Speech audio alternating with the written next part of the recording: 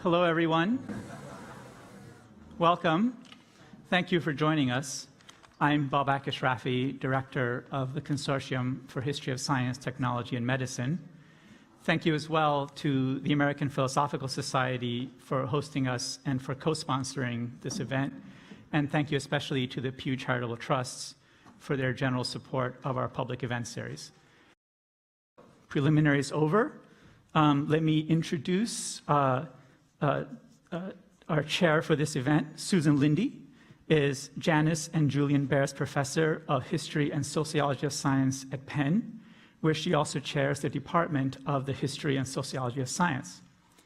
She is author and editor of numerous books and articles on genetics, genomics, science and warfare, and Cold War science, including titles such as The Rise of the Genome, Map Your Own Genes, The DNA Experience, The Biological Anthropology of Living Human Populations, Moments of Truth in Genetic Medicine, The DNA Mystique, the Gene as a Cultural Icon.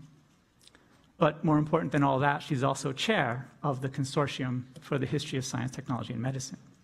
So thank you for joining us. I hope you find this event interesting and illuminating. I look forward to your questions and discussion and to your contributions on our online forums and to seeing you at future events. Thank you.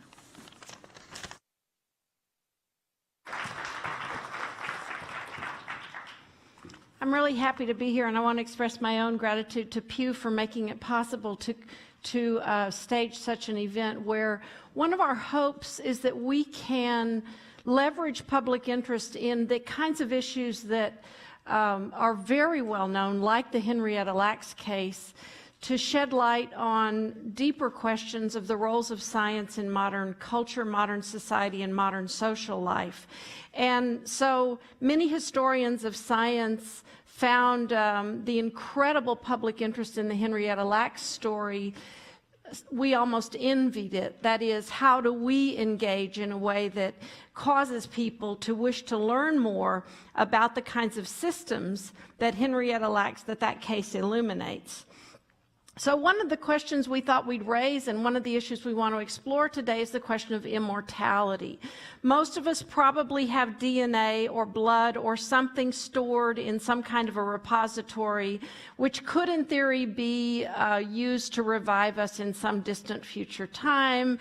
If you were born after about 1963, almost certainly your blood was preserved as a part of the Guthrie test, which was the neonatal test introduced. In addition, there's tremendous interest today in DNA testing as a tool for genealogy. And so it is almost like a hobby. It's something you submit your saliva and you get back some data which is supposed to reveal your ethnic origins, your geographical origins. This is a very popular pastime. It's a sort of game, or it's the consumption, what some people have called genotainment. It's not exactly science, but it draws on scientific ideas and scientific technologies to market ideas about identity to the public at large. In addition, the modern collection and the explicit storage of biological samples is a huge enterprise today, and it's not just biological samples of human beings, it's also of animals, there are samples of plants, and there's an element to this storage which is something about preserving immortally, no matter what happens, the biological reality of current the current world. And so historians have been interested in how and why these systems of biological samples, biosampling, came to be, who supports them, who is invested in them, who are the stakeholders, and what are the imaginations and the goals that they instantiate. What do you think you're doing when you pull together biological materials from large numbers of people and you set it aside for permanent storage? My own work in this question has looked at the biobanks that are preserved by the what's called the Radiation Effects Research Foundation. And that's the agency that studies the atomic bomb survivors. It used to be called the Atomic Bomb Casualty Commission. And almost from the beginning of its existence, biological materials and samples began to be collected. At first, they were stored in formalin. They were dried in different ways. And then increasingly, after the 70s, they began to be frozen. And right now, the Radiation Effects Research Foundation has almost 1 million biological samples, all taken from persons who were exposed to the radiation of the atomic bombs. And those samples are seen as a permanent and incredibly plastic resource for a wide range of different kinds of scientific research.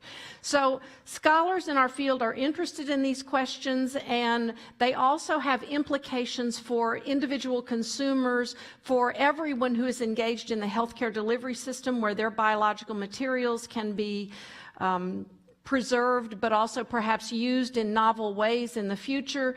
And so what we hope we can start today is a discussion about this that draws on history, but also thinks about contemporary concerns, and also how those contemporary concerns and historical concerns animate a certain kind of future. They imagine a certain future. So our first speaker is going to be Johanna Raiden, and she is assistant professor of the history of medicine at Yale University. Her 2017 book, Life on Ice, A History of New Uses for Cold Blood, explores these issues and looks at how indigenous activism around the preservation of blood and other materials provides new ways to consider the ethical dimensions of long-term storage, use, plasticity, generativity, whatever we want to call that.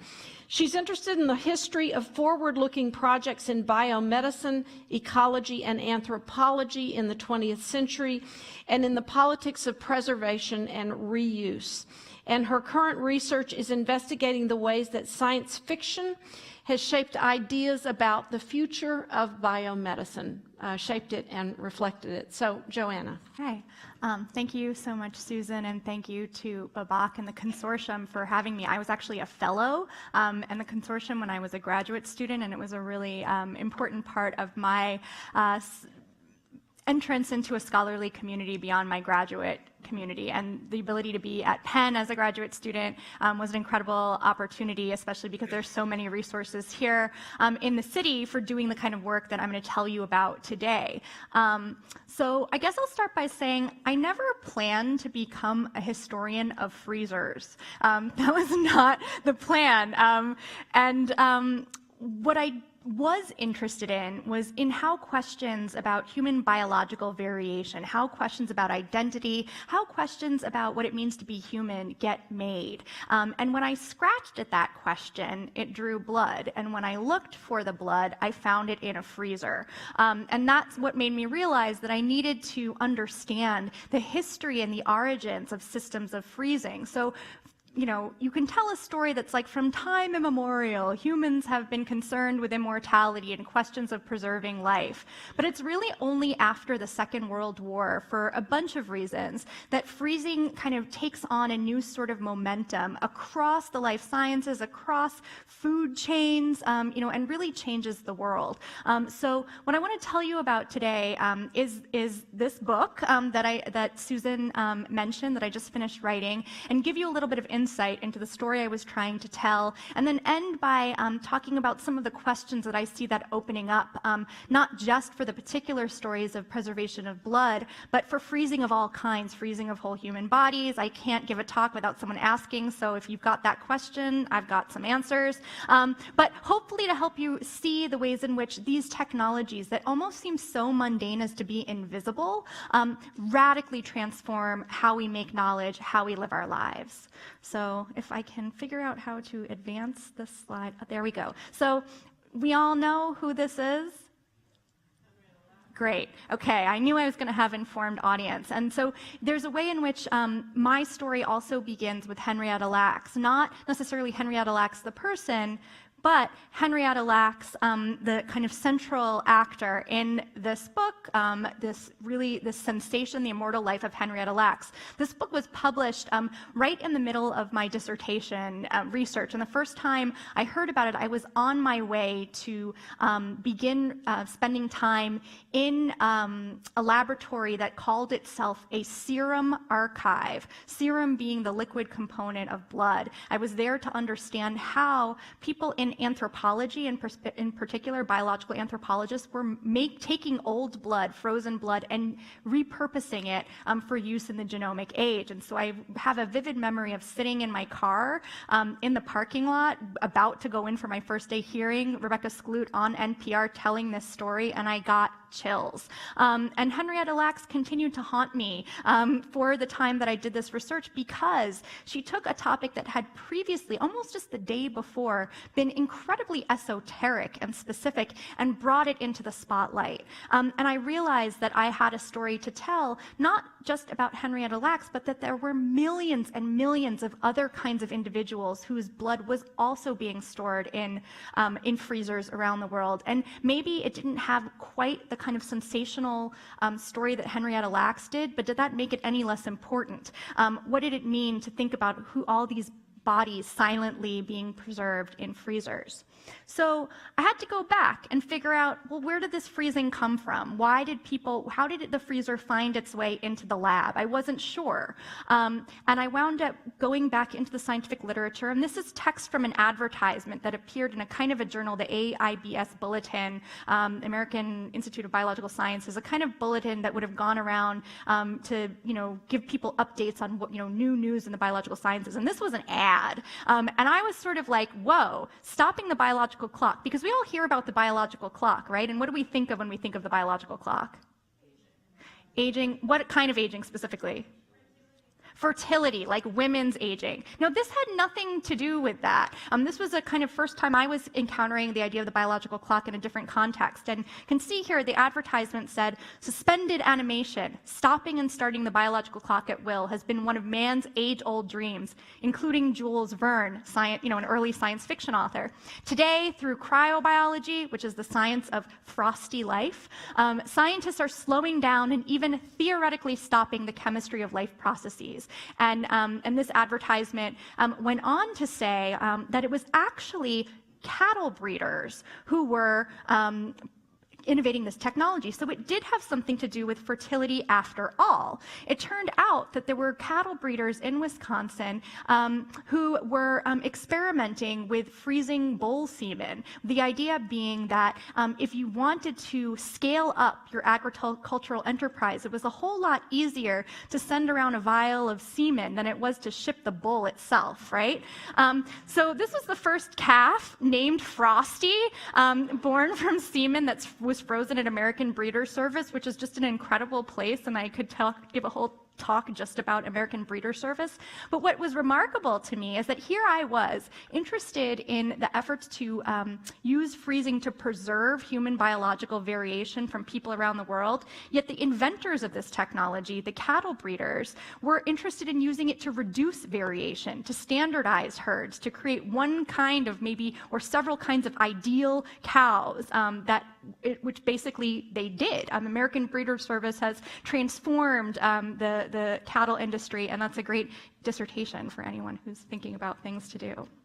Now, also, this story just got more and more interesting when I found out that one of the so if the cattle breeders had the kind of technical know-how and the practice, it was a Catholic priest, this guy here, and for those of you who are interested in social theory, I think he looks a lot like Michel Foucault here. But this is a Catholic priest named Basil Oghi, who was the founder, considered to be the founder of the field of cryobiology. He was very interested in understanding. He didn't start out caring about applications, but he wanted to understand what is the difference between life and not life. And so he started by asking about not life. And he discovered that freezing was a technology that would allow him to test the limits of life, to ask questions about immortality. Now, you can imagine, my head just exploded. I'm like, okay, a Catholic priest using blood and freezers to create his own kind of secular relics to test the limits between life and not life. And curiously, he never actually addressed the religious implications of what he was doing, to the point where even his own students were like, it's kind of weird, and I think that this goes to a question and discussion that we could have. Here we have someone, and I know too that he even participated in Vatican II, so he was engaged in what was going on in the church and changes that were happening. But I think it's very interesting that here was this deeply learned man who had a real deep sense of morality and ethics, who chose to bracket that off from his experiments in the manipulation of life. And as I explore in the book, I'm interested in the ways in which, what would it have meant if he felt like it was okay to talk about his religion as he was doing his science? What kinds of different ways might this massive domain of biobanking unfolded? What ways might have Henrietta Lacks's fate and legacy been different? Now, this is where I get interested. This is where I came back to my story in biological variation. So we got cattle breeders and a Catholic priest. They're developing these technologies, and I should actually add, it's even stranger, because Yulia went to work at American Breeder Service. He was hired by the cattle breeders to help them improve their technology. They built him a lab, and he went there, and they partnered together. And so that made this strange place, this cattle breeding farm in Madison, Wisconsin, a clearinghouse for information about using freezing technology for all kinds of things. Now, we're at the middle of the 20th century. We're in the 60s. This is also a moment when ecologists and people start really being aware that the chemists and the physicists might have messed things up a little bit. We get Rachel Carson and Silent Spring. We get the bomb and the effects of radiation, and a real sense, in ways I think not unlike today, there's a recurrence of these anxieties, that humans had participated through their kind of not fully considered use of science to conducting what one scientist, Barry Commoner here, an important ecologist and public intellectual, said, an experiment on ourselves. Now, biologists around this time started to think, okay, well, what can we do? What can we do? There are enormous problems. It's going to take us decades to figure out what's even going on. What can we do? And interestingly, they chose to freeze.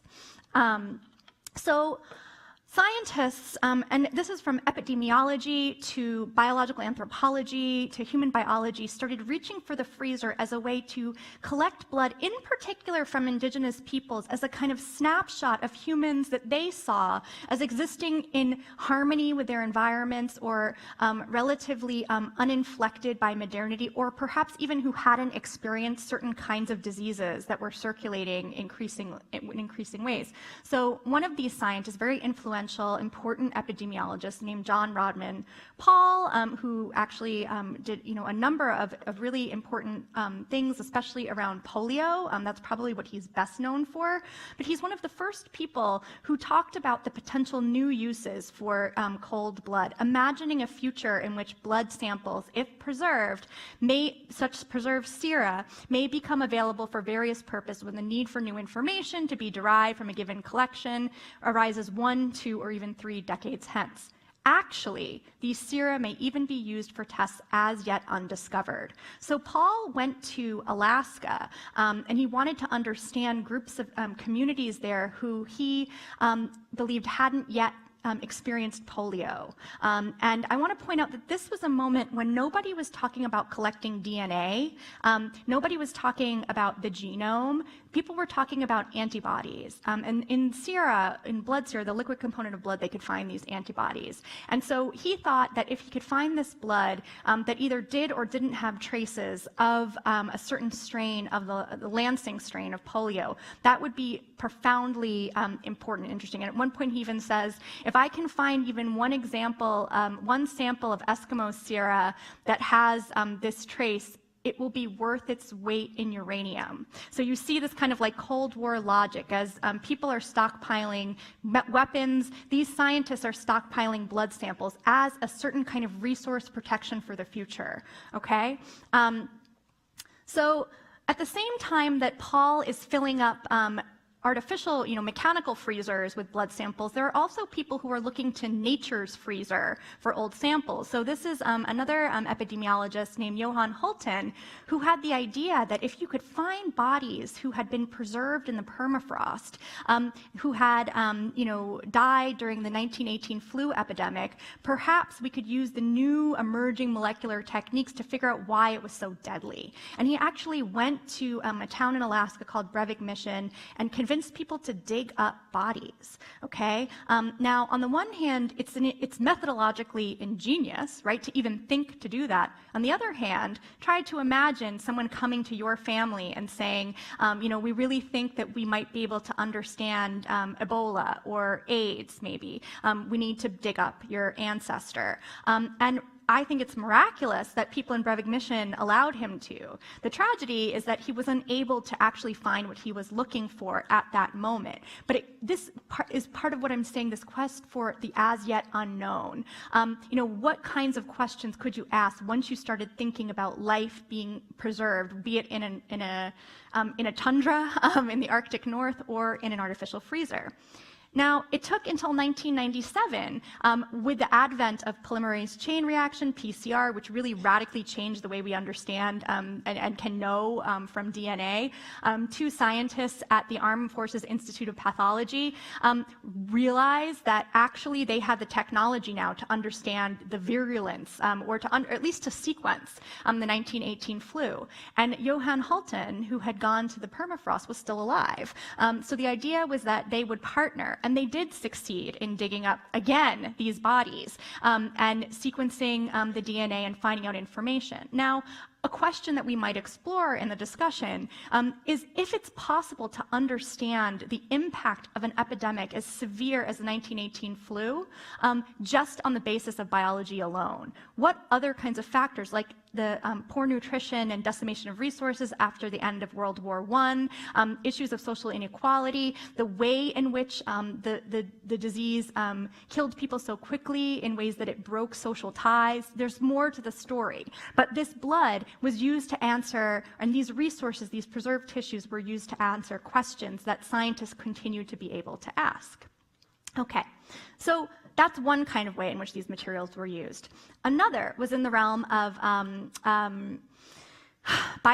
sort of broad-ranging biomedical research. Carlton Gajdusek and Burke Bloomberg. And for those of you who were mixing in the room before, there was a huge portrait of Barry Bloomberg. He had been, did many things, but was the president, past president of the APS, of the American Philosophical Society. And he and Gajdusek shared the Nobel Prize in 1976 for work that they had done using, each of them, they didn't work together, but using large collections of tissues they had collected mostly from indigenous peoples around the world to make breakthroughs in biomedical science. Gajdusek did research on Kuru, which was later identified as a prion, and Burke Bloomberg, does anyone know what Bloomberg did?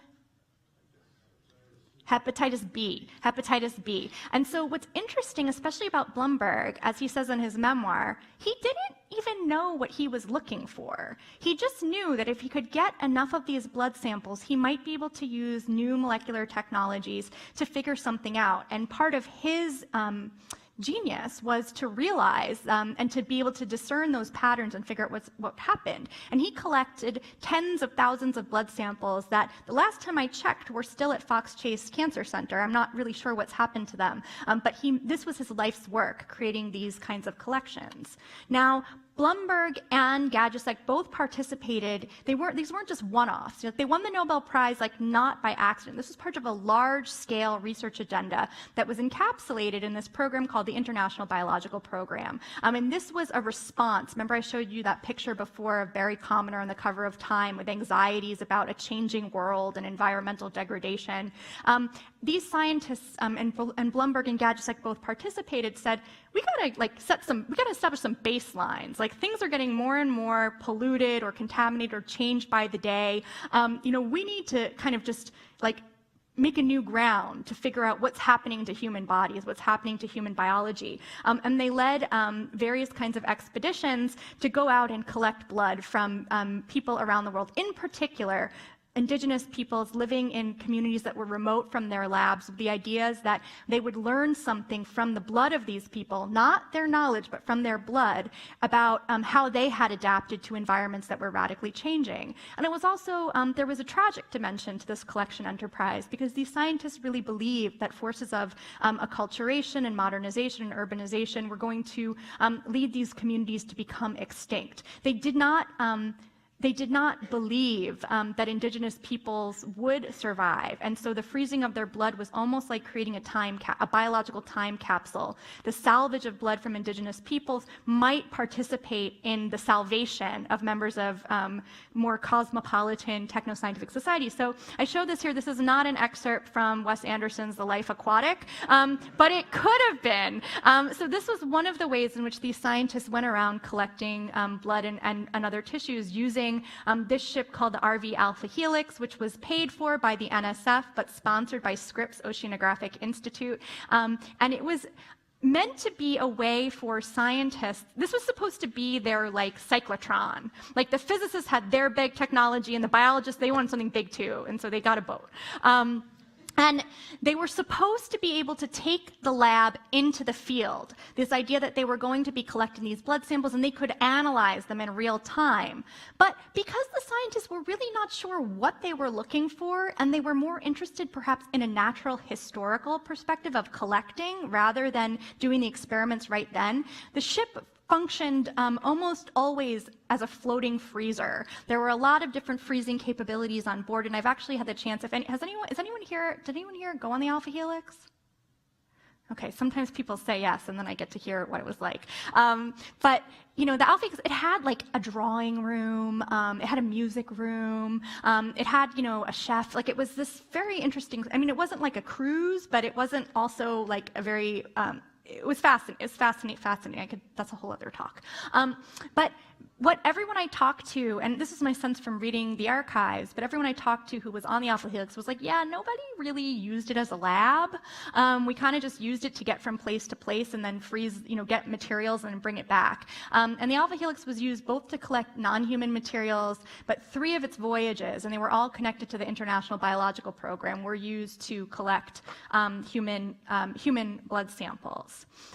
So one of the voyages, 2 of the voyages were in the Pacific, and this was a region, remember, where it was the major theater of war during the Second World War, and so a lot of the people, like Bloomberg, had been in the Navy. He didn't go on the Alpha Helix, but Gajusek did. They knew that there were places they could go, ports they could go to where they could get liquid nitrogen, or where they could ship samples to colleagues in Australia. And so a lot of this work happened in places like Papua New Guinea, the Solomon Islands, and Indonesia. And this was a kind of fascinating situation. I actually spent time in the lab of one scientist who showed me his frozen collections, and he said that at one point he had 0.01% of the population of Papua New Guinea in his freezer, which doesn't sound like a lot but for those of you who are maybe more statistically inclined, that's like a lot. That's like pretty dramatic. Here's a picture of Gajusek when he would go to the town, to the village, and find the chief. A lot of times I get questions about informed consent. Now, the rules that we have today are more contemporary rules. Now, this doesn't mean that people did whatever they wanted and they weren't respectful of the people that they encountered. All of the scientists that I studied tried very hard and approached these communities with good intentions. Gajusek is a special case that some of you may be familiar with, and if you're interested in knowing more about him, I highly recommend Warwick Anderson's The Collectors of Lost Souls, which is all about Gajusek.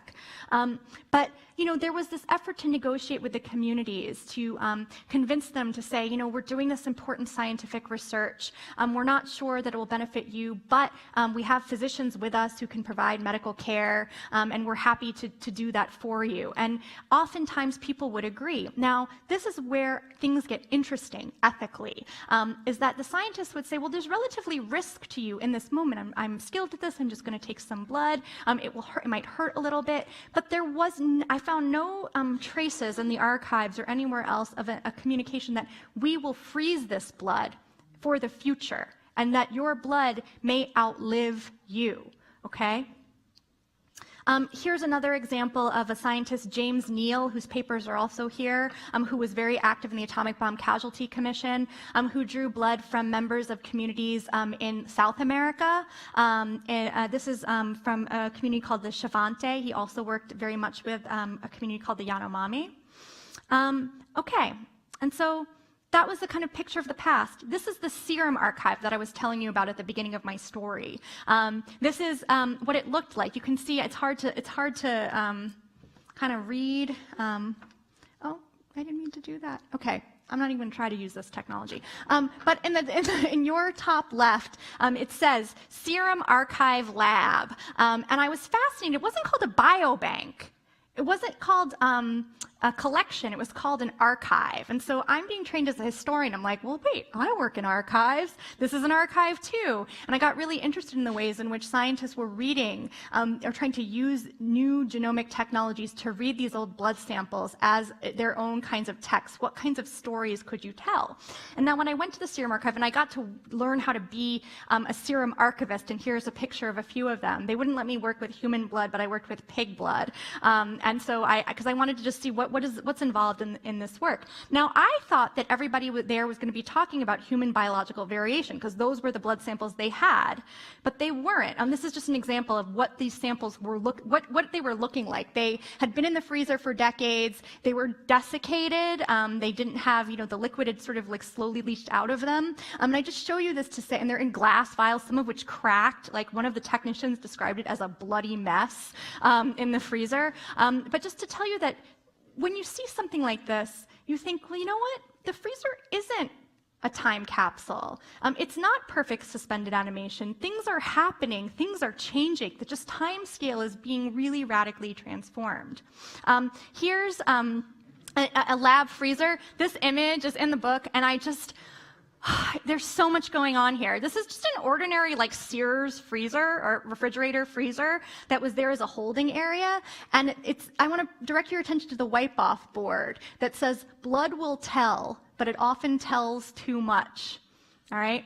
Nobody would cop to having written it, but I went back to that lab over several years and it was there. Okay? So that message was assigned to me that the technicians, the people and the scientists doing this work realized that they were dealing with an unwieldy kind of process that some of them said, offered their own interpretation. Well, you could find out from blood that, your dad isn't really your dad, or you're not related to your family in the ways that you are. You could be convicted of a crime.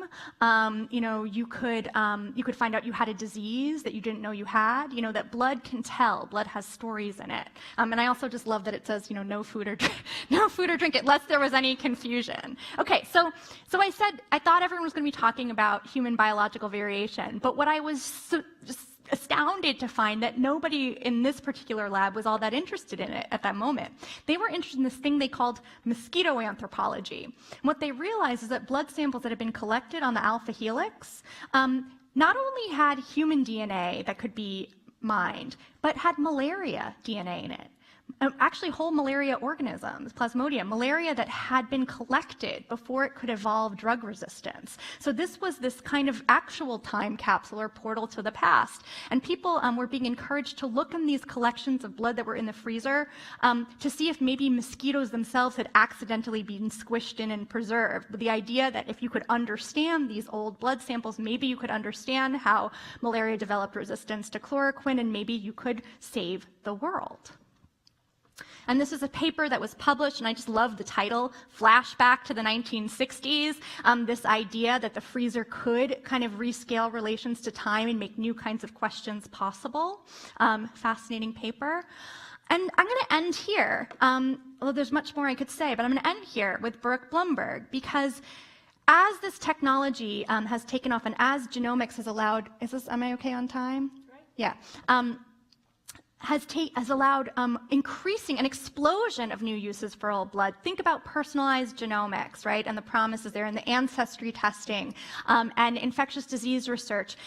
Blood samples, as these frozen blood samples persist, there are more and more and more uses being articulated for them. And Barry Bloomberg, who had made his life work collecting these materials, realized that, wait a minute, what's going to happen when I die?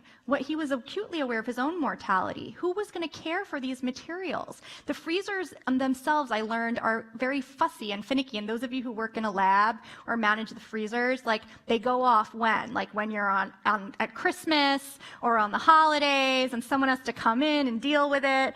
They're fussy. They need care, even though they're supposed to be sort of just these machines that keep things going in this stillness. And so he appealed to science, and there was a story where he talked about what he called the legacy plan, urging scientists who had made their life's work out of the collections of these materials to think about how they were going to make sure these collections persisted so that they can continue to participate in the stewardship and the salvation of society. Now, at the same time, members of communities like the Yanomami who did not go extinct, did not disappear, found out that their blood had been frozen and continued to persist in freezers. And they were like, wait, hold up. We were okay with you coming and collecting our blood, but we didn't know this was going to happen. We want it back. And so what someone like Burke Bloomberg considered a form of blood as a form of latent life with this immortal potential, members of groups like the Yanomami and many others regarded this as a kind of incomplete death of their ancestors and said, you know what, we want these materials back. And so it was in 2000 that the Yanomami, members of the Yanomami said, you know what, we want this blood back. And it took until 2015 for blood samples to be returned. Now, I'm not a bioethicist. It's not my job to create policies to say this is good or this is bad, this is what we should do, what we shouldn't do. But as a historian, showing you this complex technical domain and scientists who try to imagine the future yet fail to imagine certain things. And I think all of us, you imagine even something you're looking forward to or something you're fearing, you imagine it in a million different ways, and then it happens in like the one way that you never thought of, right? And this is what happens with freezing too. And so where I guess I want to end is thinking about the politics of this mode of knowledge production. Who gets to decide the future? Who's getting to decide not just for indigenous peoples, but the future of our own bodies, which persist in freezers around the world? They're probably getting to be close to 1 billion samples in the United States alone, and that doesn't even include materials like umbilical cords or tissues from non-humans like endangered species and things like that. So we're in a moment now where we really have to step back and revisit the ways we've thought about questions like informed consent, the ways we think about what it means to participate in research as scientists, and also as people seeking healthcare and seeking cures from biomedicine. So I'll leave this here, but I think my colleague Projit is going to pick up some of the issues and the colonial politics that come from this mode of knowledge production, but I'll look forward to our discussion. You know, some years ago, I gave my saliva to the Coriell Institute, and I signed a form, and I kind of said, it said, we can do whatever we want with your materials for all time. I signed up, so who knows? I'm happy to introduce my colleague, Projit Mukharji, and Projit is going to address some of these related questions more in terms of the indigenous groups that are subjected to this kind of research. He's associate professor of the history and sociology of science in my department at the University of Pennsylvania. His books include Nationalizing the Body and Doctoring Traditions, and his work focuses on issues of marginality and marginalization both within science and through science, which often plays a role in sustaining hierarchies of human populations. His current research is on the history of human difference and race in 20th century South Asia, and he's interested in how the politics of race, indigeneity, and biocolonialism have influenced history. So, welcome, Projit. Thank you very much, Susan and Babak, for organizing this. Joanna is a great friend, but she's always a very, very tough act to follow. So I'm not even going to try. And I should also apologize that I have no pictures for you. In my defense, I was trained in good old England, where my supervisor told me, if you need to show pictures when you lecture, that means you've not learned to lecture. So, so that's not quite true. I don't subscribe to that, but unfortunately, I didn't learn the right skills at the right time. So anyway, my story does not have any freezers in it. Unfortunately, it's not that cool. But it does have lots of sunny sea beaches in exotic places. And what better exotic, sunny, warm place to start with than Sacramento, California? So my story starts actually in December 2014 in Sacramento, California, where over 2 full days, the Instructional Quality Commission, IQC for short, held public meetings. Now, the IQC was previously known as the Curricular Development and Supplemental Materials Commission. God, that's a mouthful. And it was formed way back in 1927 as an advisory body to the State Board of Education in California. Now, their task is to, from time to time, review school curricula and to advise changes in the school textbooks. Every year, the IQC takes up one particular subject and it reviews all the school books on that subject. In 2014, their topic was history and social science, and they took up all the school books in California that were teaching history and social science. Now, before they met on the 18th and 19th of December 2014, the IQC held public, solicited public recommendations for changes for 2 whole months. You could email them, you could write a letter to them. And they received over 700 recommendations for changes. A good many of these were from 2 people, Suhag Shukla and Murali Balaji, who represented the Hindu American Foundation, now HAF for short. Now, HAF is not new to this game of challenging school books in California. About a decade back, they had gone to court, taking the School Board of California, the SBE, that's the State Board of Education in California, to court, asking for school books to be changed because they felt some aspects of it were anti-Hindu and hurt their sentiments. They were unsuccessful in court, and partly through the active participation against their case by Dalit activists, that are the so-called lower caste groups in India, and their activists, and secular Hindus, the people of Hindu background or people from India, organizations which had challenged the HAF's attempts to what they call brownwash history. And they wanted these things to be there. But that's a long story. I'm not going to go into that. There's a lot that's been written about it. I'm just going to quote Rowena Robinson and Vinita Sinha, who point out that even though the legal challenge about a decade back failed, I'm quoting them, many scholars were deeply troubled by the attempts of these Hindu groups to write out protest, resistance, and uncomfortable truths from Hinduism's past, end quote.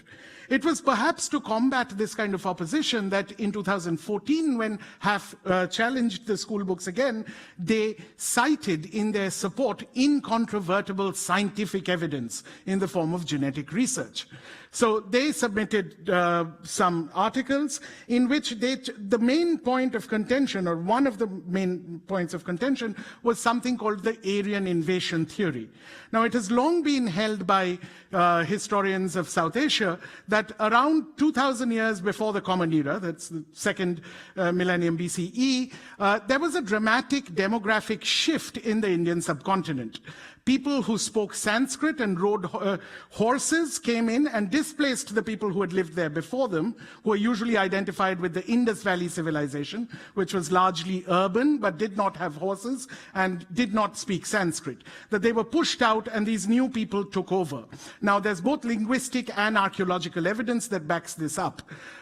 They also many people also believe, many scholars, most scholars, I would say, still believe that the caste system that unfortunately has been around in South Asia for quite some time has its roots in this event, that the Sanskrit speakers who come in occupy the upper castes, and the people they pushed out are basically people who've been labeled as lower caste.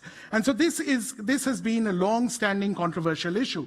And while many people have now given up on the idea of a single Aryan invasion, they think more in terms of a series of interlinked migrations, that there was a demographic shift at this point. Like I said, linguistic and archaeological evidence points to this.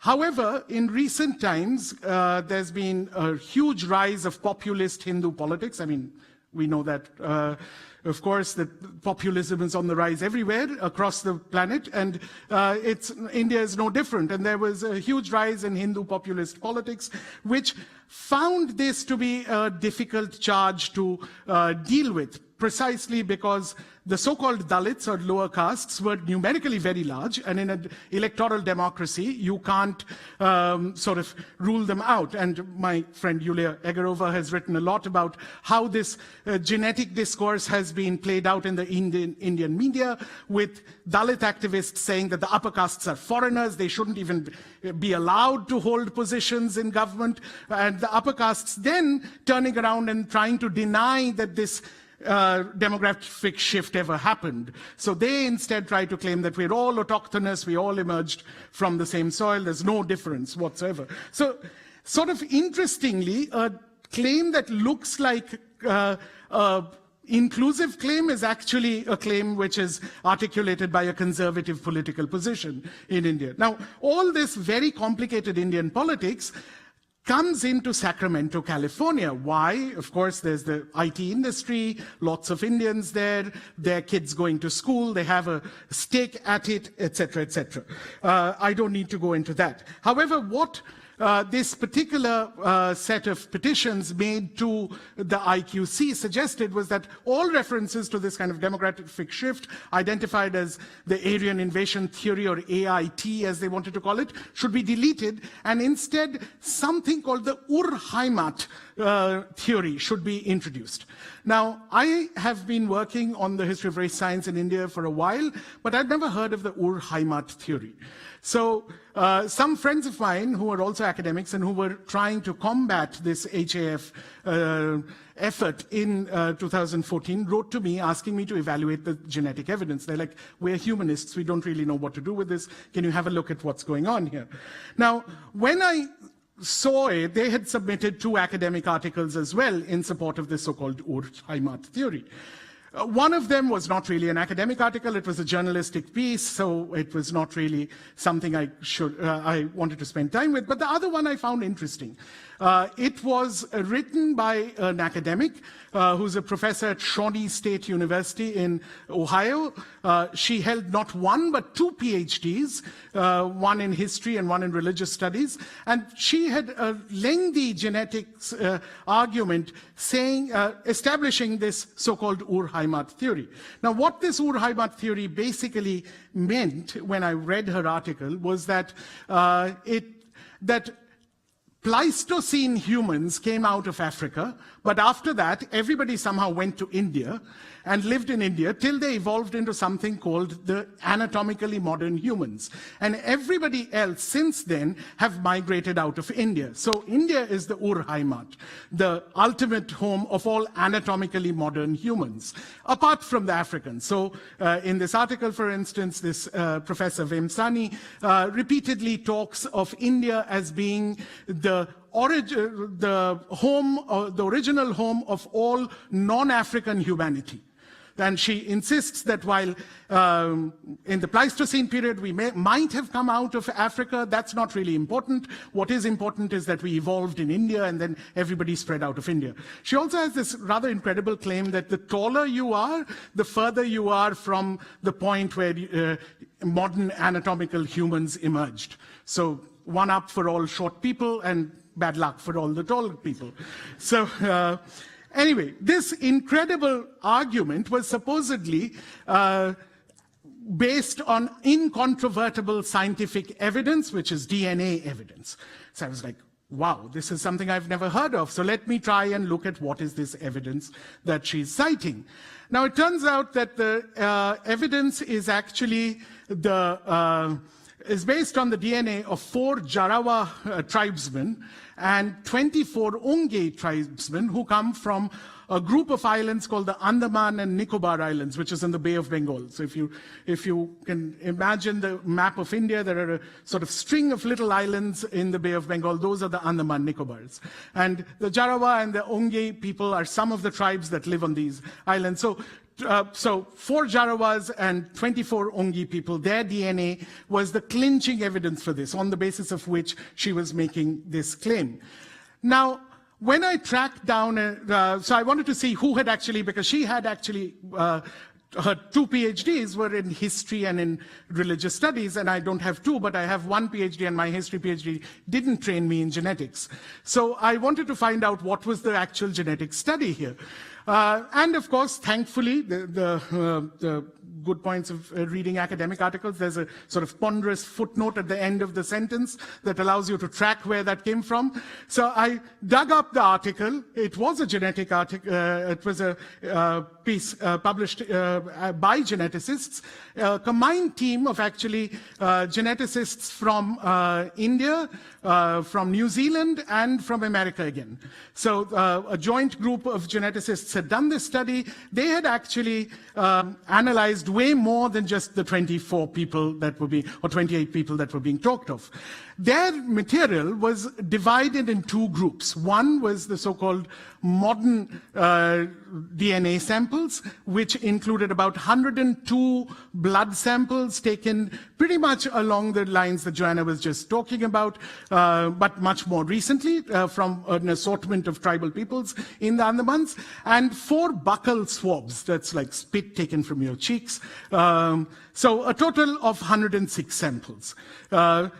But along with this was another set of data that they had analyzed, which was called the Historical Archive. And this goes back to some of the stuff that Joanna was talking about, but not blood in this case, but rather hair samples. Hair samples that had been collected by a famous British anthropologist, Alfred Radcliffe Brown, between 1906 and 1908.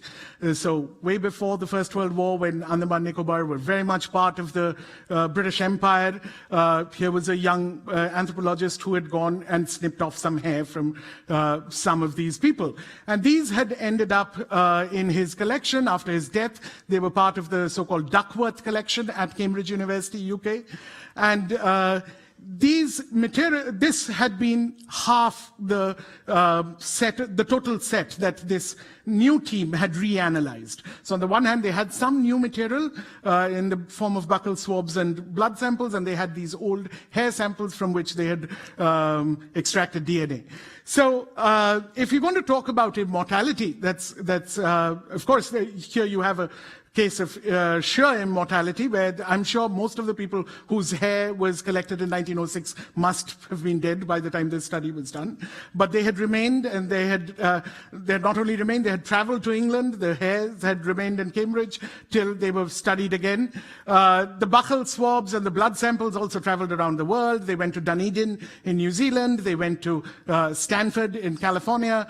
They were analyzed at Cambridge once more. So what struck me about this whole story was the incredible mobility of these samples that were extracted from these bodies, but together with it, also the incredible immobility of the people from whom they were taken. The people who these Jarawas and the Onges were, they had not traveled. They remained where they were. Their body parts traveled. These body parts were then made to speak to various different political agendas, speak for various different political agendas, different intellectual projects, different techniques were used. And all the while, these people were still there on that island. And what's more, I think if we read back to some of the earlier ethnographic accounts, which were not genetics, which were not about even biometrics or anthropometry, but just like simple old school ethnography from the 19th century, another perplexing aspect of this story emerged for me. So, for instance, one of the people who wrote about the Andamans pretty early on was another British colonial officer called E.H. Mann. That's an incredible name for an anthropologist, to have the last name Mann. But he was called E.H. Mann, really, and he studied the tribal people of these islands in the 1880s. What he found was quite incredible, and he said that even though the Nicobarese are fairly cut off, but there are a lot of Nicobarese who are of mixed Burmese, Chinese, or Malaysian parentage, because there were short-term sea routes that connected these islands to all these places. But even more remarkably, what he found was that there was at least one family that he was able to track down which had mixed West African ancestry. Now that was really mind-boggling. Like, how did a family, and it was already in its like third or fourth generation since the West African ancestor.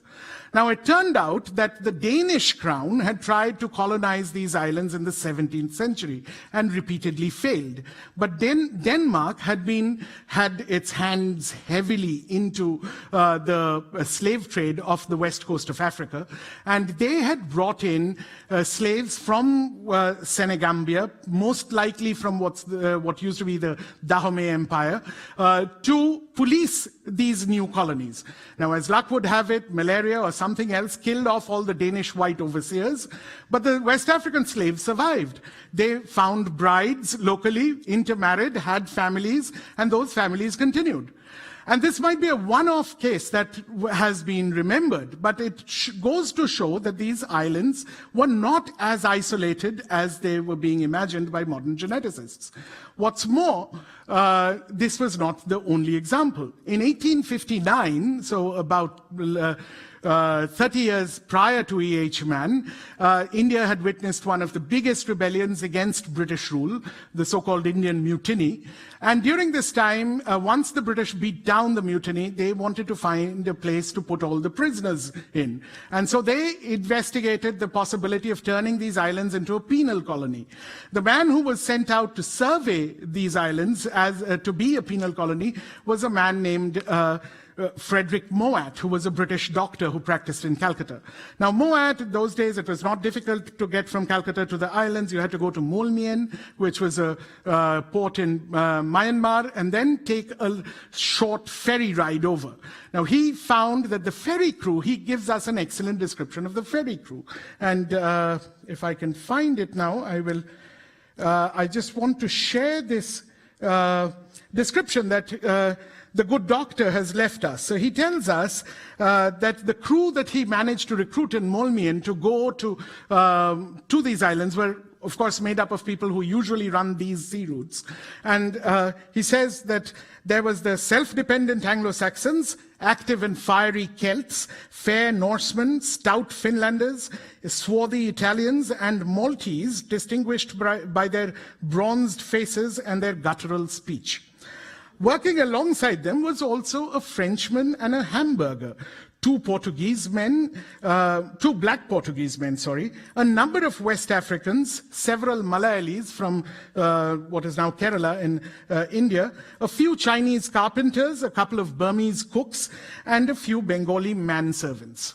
So this incredibly diverse crew were all recruited because these were the people that plied these sea routes. Now, a number of recent historical accounts have begun to emerge about the maritime world of the Indian Ocean through the centuries. And they all talk, even if you don't want to go through all these historical accounts, which are frankly fairly boring, I would seriously recommend Amitav Ghosh's novels, the Ibis trilogy, which is also set in this world of the Indian Ocean and its traveling communities.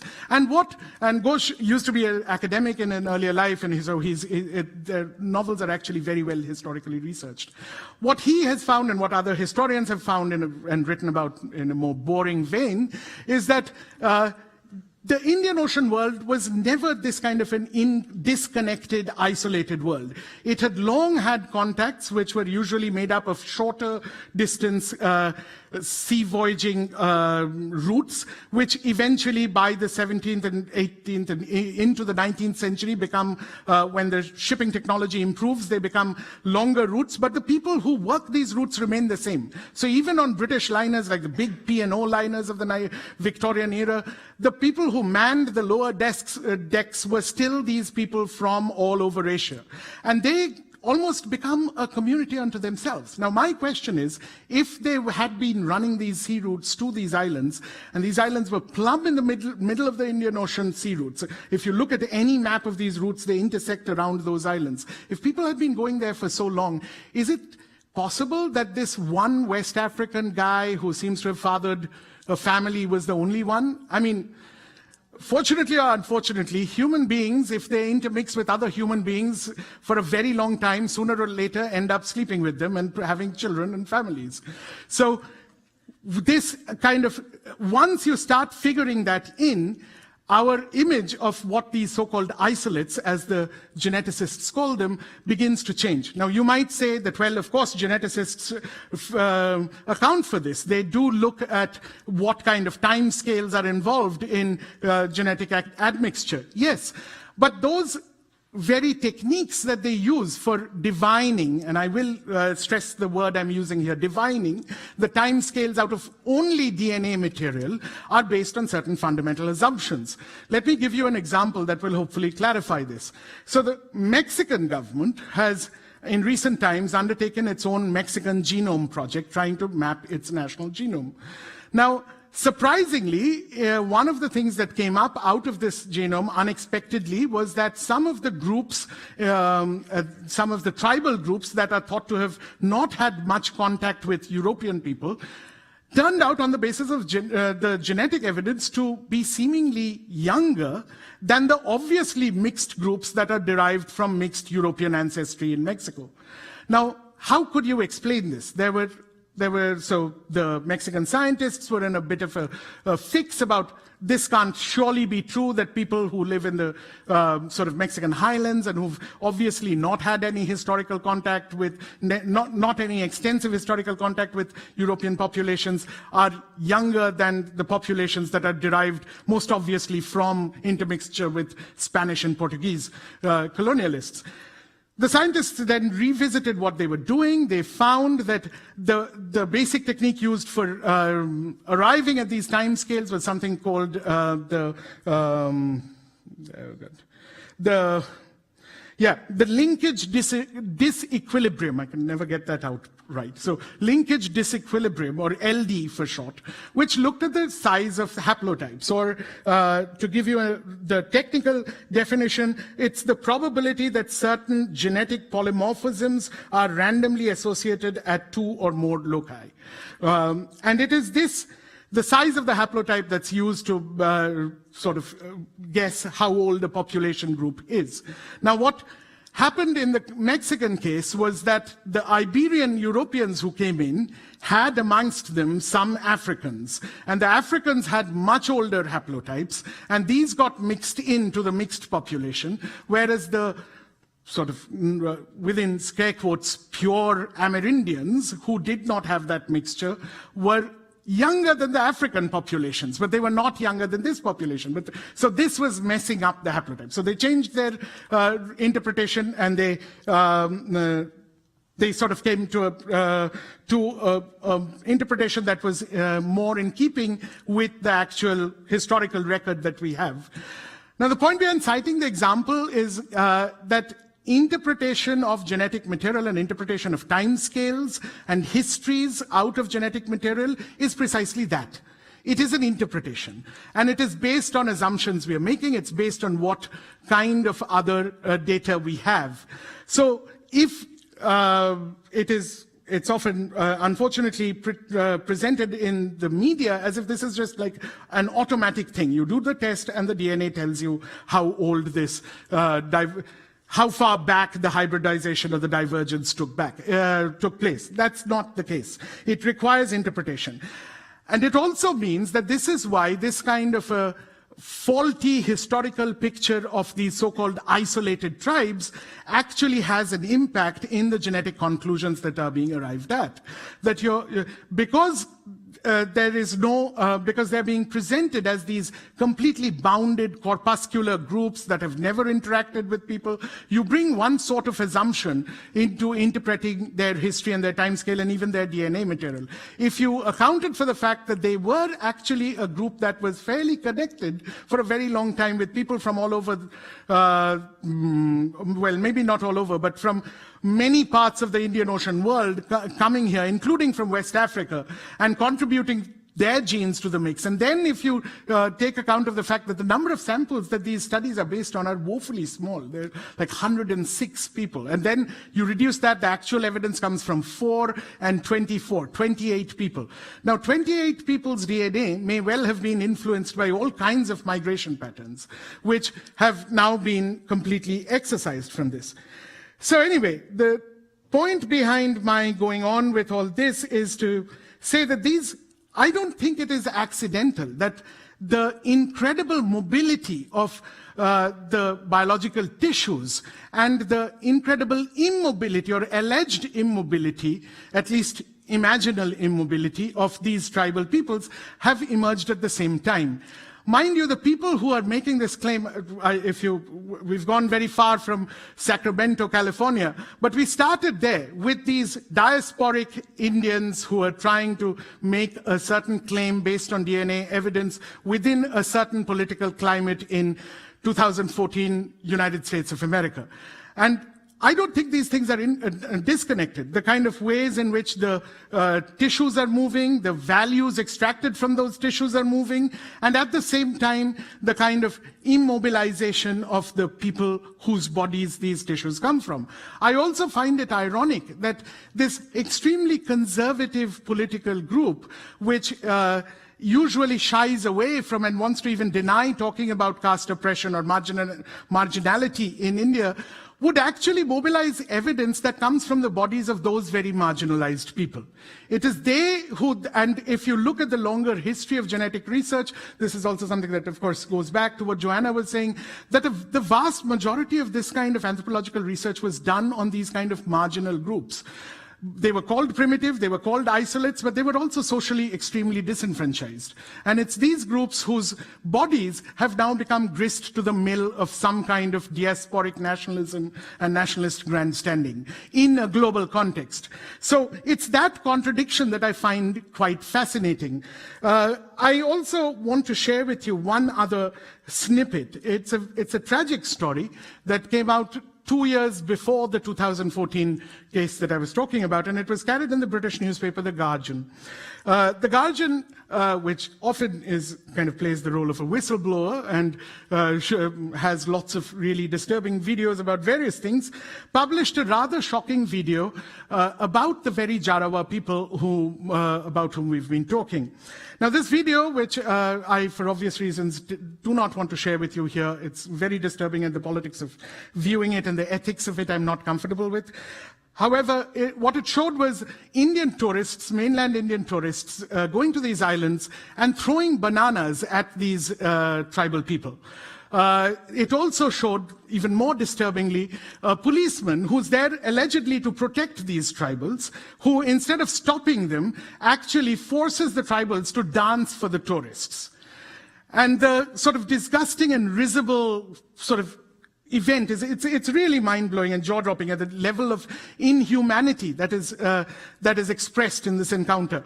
What is even more interesting, in a perverse way, is that the international scandal that necessarily followed from Guardians having published this video led to the Indian authorities to take steps against the policeman. What did they do? They promised that the promotion he was due for would be delayed by 6 months. Now that is the... And it is, again, once again, I do not want to deny the incredible advances that India has made in many different directions. But at the same time, it is also incredibly disturbing for me that we are a country that has produced both this kind of cutting-edge genetic science and also reduced some of our own citizens to this level of inhumanity. It is this, I think, that is coming out of this kind of contradictory moment where we are living. That it's the Sacramento Hindu Indians on the one hand, with their IT money and their pride in being Indian and not wanting to talk about all the other inequalities back in India because they feel that it makes India look bad. On the other hand, it is the very real exploitation and continued disenfranchisement and marginalization of the tribal and lower caste peoples, whose bodies provide the genetic evidence for this nationalist argument. This contradiction, I really feel, is the kind of lurid moment we are living through. Some amongst us have spoken of a post-human era. I'm not sure what that is all about, because all I see are actually human beings. Some of them are corrupt, dehumanizing, and some of them are the victims of that. So what I see is really a post-human era, but not because objects or cyborgs have taken over, but because some humans are now being forced to be subhuman by a corrupt political economy, by increasing economic disparity, and by a dehumanizing science, while other human beings are aspiring to be supermen, or Ubermensch, if you will, for that, the original of that term, who want to live in their Urheimat. So, unfortunately, that's the grim note that I want to end with. Thank you.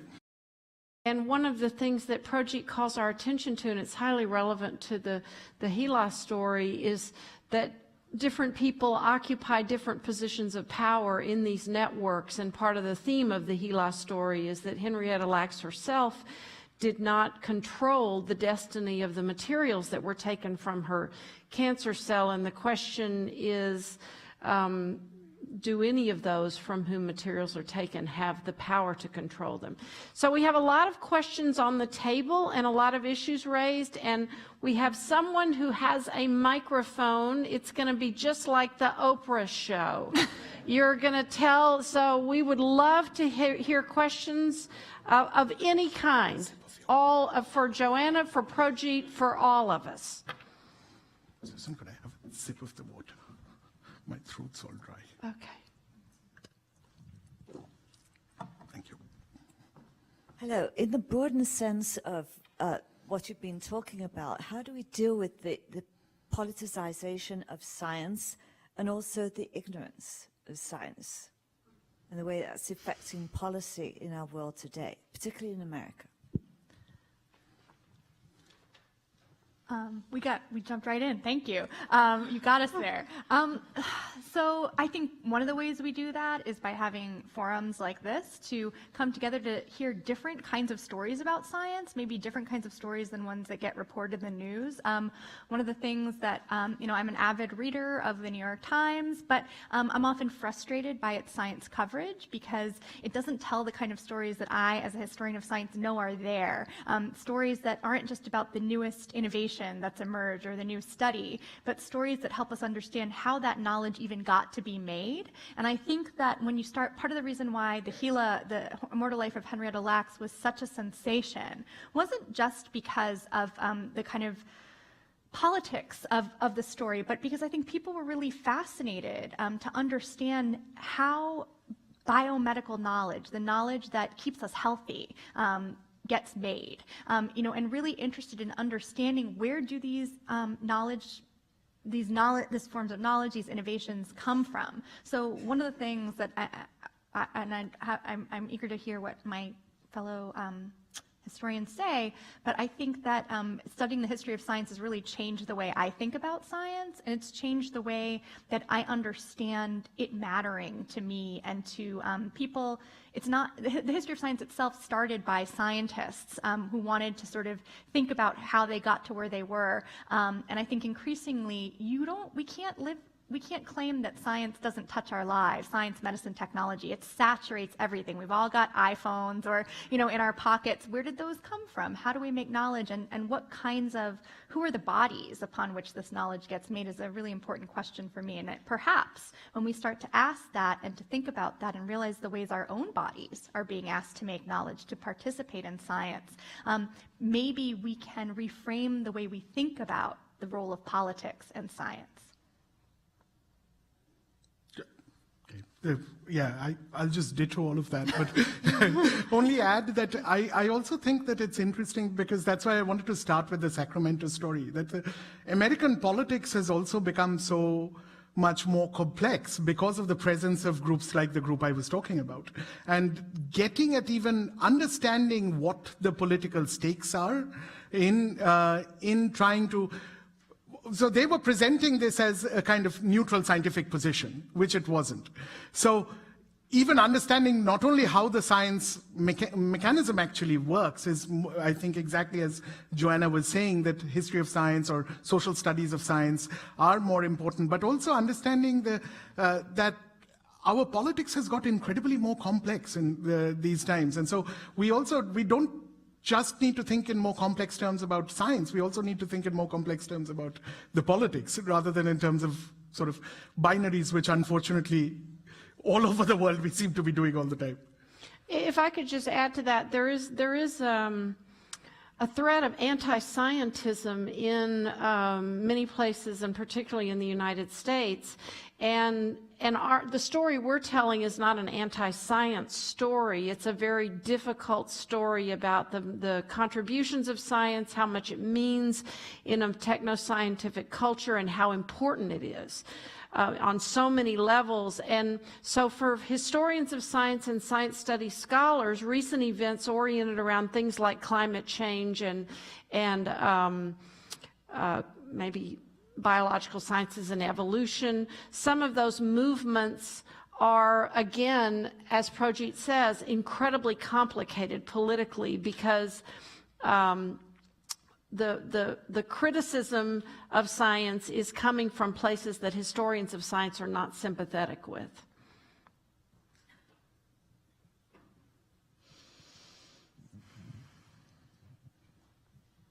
Well, thank you for your talk.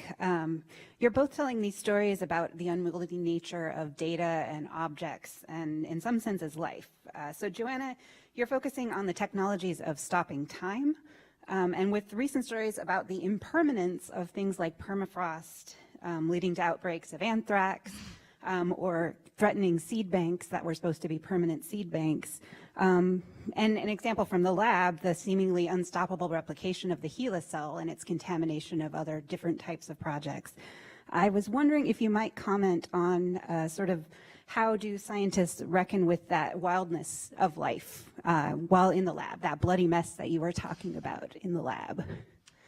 That's a great question, and it's actually something that I dealt with after telling this story about these indigenous blood samples. I realized that there were all these other places where freezing, scientists were appealing to low temperature as a way of containing this wildness, including resisting, death at the level of the human, resisting the melting of glaciers. And what I think, and that's a book that I published with a co-author called Cryopolitics, where we wanted to think about the politics of not just making things live, but not letting them die. But I love that question about how do scientists cope with the wildness. And this is, I think, such a good question, because it shows the kinds of concerns that scientists really do have that don't make it into the public, except for maybe when a disaster happens, when a lab gets flooded, like the Svalbard Doomsday Seed Vault, which is supposed to protect us when apocalypse comes, but was perhaps one of the first victims.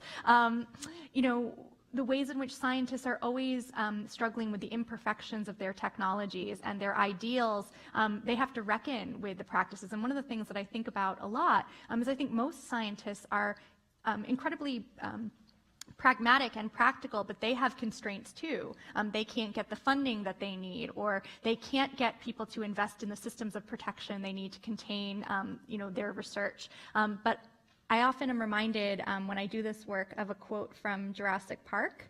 Ian Malcolm, the chaos theoretician, the line is, "Life finds a way." And so what I think I learned through these practices of efforts to stop time or control time or redirect time is that the future and life in the future always surprises us. And it can surprise us in really incredible ways, in miraculous ways, and it can surprise us in ways that give us a sense of humility. And I think that sense of humility is never been more important as we create new kinds and new forms of life. So it's a great question, and one that maybe orients us to a new register of how we think about these issues.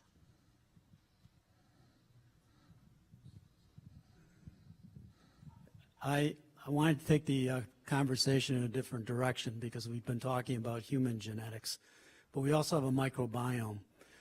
Maybe you could talk about some of the ownership issues in regards to our microbiome. Mm-hmm.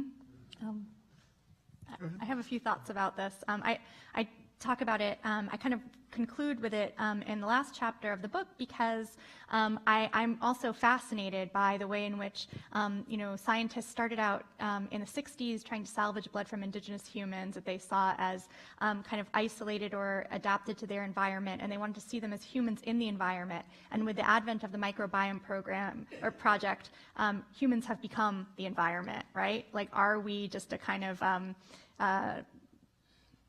carrying case for microbes, and these ownership issues persist and continue. And I actually think that even though we've turned maybe from the macrocosm into the microcosm, it's almost been an intensification of these issues. So what I can say, there are a lot of ways I could answer your question. What I could say that's very on point, actually, it's not such a different direction than where we've been, is that the ways in which the microbiome project's been figured draws directly on the International Biological Program, thinking about, oh, well, we need to get the microbiomes of indigenous peoples. So this recapitulation of this idea that their microbiomes are the most diverse, are the most unique, and they're the ones that are going to help us, non-indigenous peoples, understand ourselves. And what just kind of really amazed me, the kind of one-to-one mapping on of this language into the microbiome project, which even the logos are the logo of the microbiome project and the International Biological Program are almost identical, except the microbiome project, it's like it's multi-layered. It's like the same logo of like the symbol of man with the Vitruvian man, in the middle. With then, but then it's multiple Vitruvian men and multiple, symbols of man. So I guess I see it as an intensification. And also, I guess the last thing I could say is that poop is the new blood. Projit and I often talk about an emerging field of, of shit studies, because this has become a new sample that people have always collected stool samples, but it's becoming more and more prized. And I was at a talk at Yale in their biobanking initiative, and I was surprised to see they were saying, you know what, this is what we really need to focus on. And of course, stool samples have they take up a little bit more space, they're a little bit harder to get, so there are all kinds of new issues emerging. So it's a fantastic question, and the microbiome is definitely a place to watch as we see how these issues continue to play out and unfold. Okay, I have a much more sort of, again, more of an anecdotal answer than a lovely one like Joanna usually does. So I know, again, the way that it's playing out in India, and my interest is precisely how these high-tech things play out in societies which are racked with radical forms of disenfranchisement and inequality. And one of the things that's happening is, so there's a field that's emerging called Ayur genomics, which is a hybrid between Ayurveda and genomics, which is trying to resuscitate a lot of traditional forms of difference into a language of genomics. And so, again, diet is one of the major flashpoints around which social divisions in South Asia are organized between castes, between religions, like you have this, I don't have that, you can eat this, I can't eat that, etc., etc.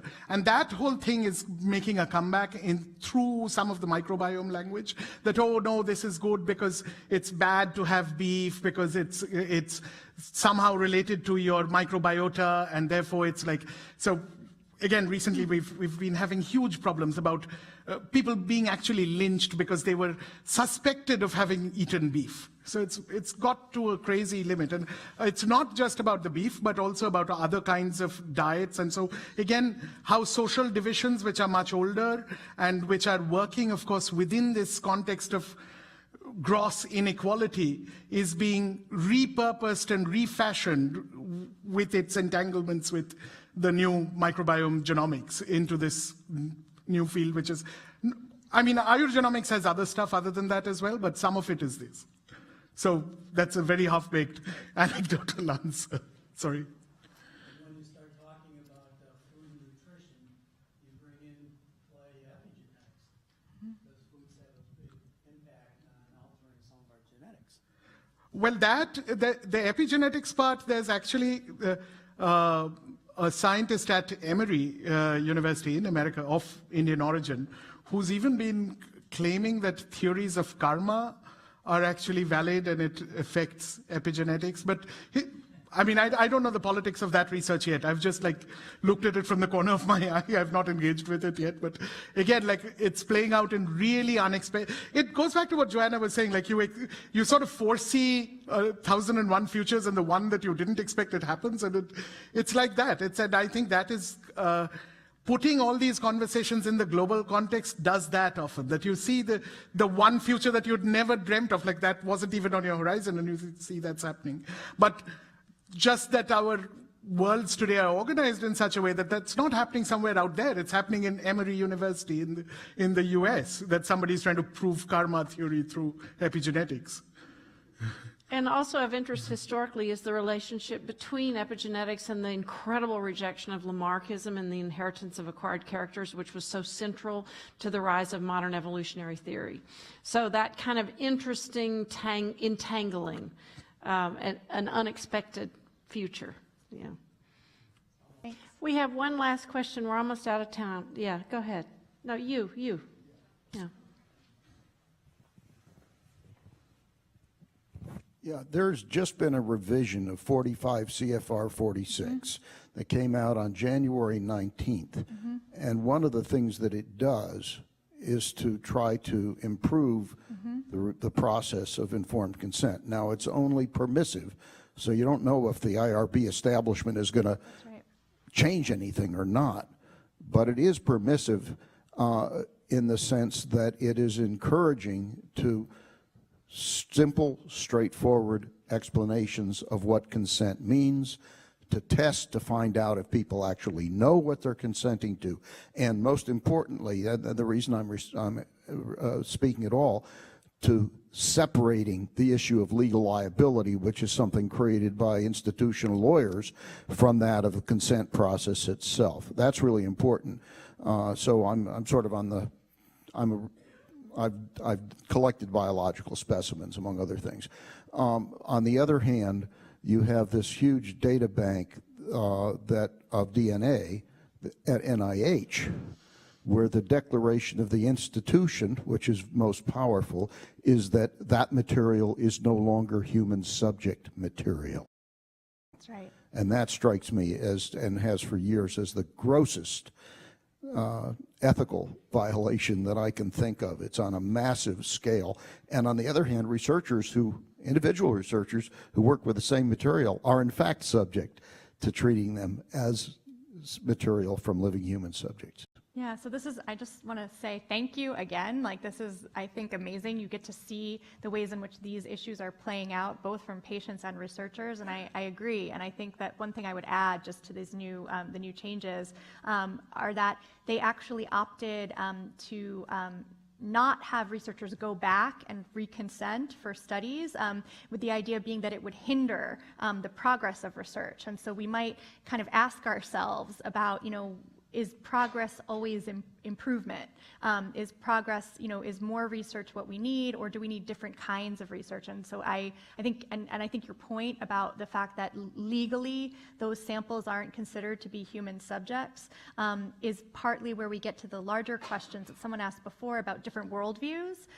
So members of communities like the Yanomami, say, well, that's not our worldview. We don't accept that. And so one of the consequences of when you've got these very highly mobile scientific enterprises traveling beyond the kinds of ethical norms of a state, right?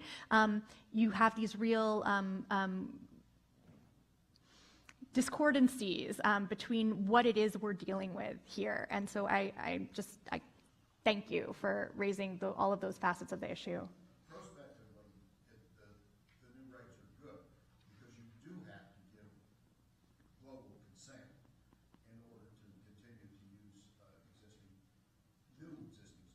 Right. Unless scientists decide to do something in the future with this blood that it turns out people say, well, I know I said I consented, but like this is just beyond, right? And that's the challenge. One little thing I'll add is that I don't know enough about these latest changes, but in the case of drug trials, for instance, which is, of course, admittedly a very different context, but one of the things that's come out is that while the US has great laws, and it insists that those laws of consent are followed in other countries as well, many of those other countries, such as India, just does not have the adequate resources to fully implement that. And however, then the US says that, well, it's not our job we can't like poke our nose into another sovereign country and see how well they're implementing their protocols. And so this, my colleague at Penn, Adriana Petrina, calls this ethical variability. So it allows a certain leeway for shoddily consented to drug trials still be accepted because it's been rubber stamped by Indian authorities, which, however, are so badly overstretched that they can't really fully do justice to this. So I'm also wondering because, for instance, like I said, that this paper that I was citing was being cited also in other American journals. But that research, what does consent mean there in that kind of context? And would all the countries have the adequate apparatus to enforce this? How is the US, because it's going to also raise questions of international sovereignty, if the US wants to actually directly implement ethical protocols. So I think it's, again, I mean, it's not an issue that in the global context becomes so, with scientists, not only US scientists working abroad, but scientists who are based abroad, say an Indian scientist doing research in India, and then publishing something in maybe a New Zealand journal, which then gets cited in an American journal and starts entering the American academic mainstream. How are we going to deal with it there? So I think that the implementation, the devil proverbially is in the details. So we'll see how this plays out. Let me say one thing about ignorance, and that is if you think about the implication of global consent, is that the researcher is also admitting ignorance. So you've got symmetry. I think that's a perfect way to end our discussion, the symmetry of ignorance. I want to thank our wonderful speakers. We could. And also, I would like a final round of applause for our fabulous audience, which you guys raised such amazing questions that were perfectly in line with the way we imagined this. So for our audience.